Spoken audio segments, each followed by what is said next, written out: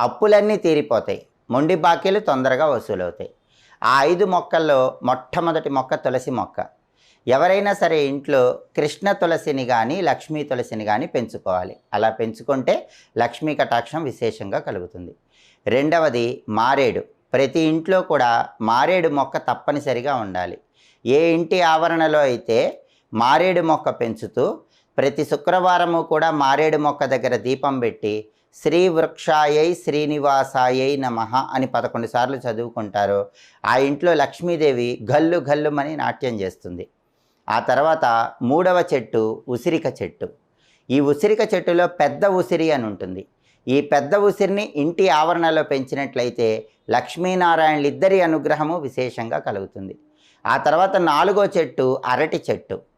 ఏ ఇంటి ఆవరణలో అయితే అరటి చెట్టు పెంచుతారో ఆ ఇంట్లో ఎలాంటి కష్టాలు ఉండవు. డబ్బుపరమైన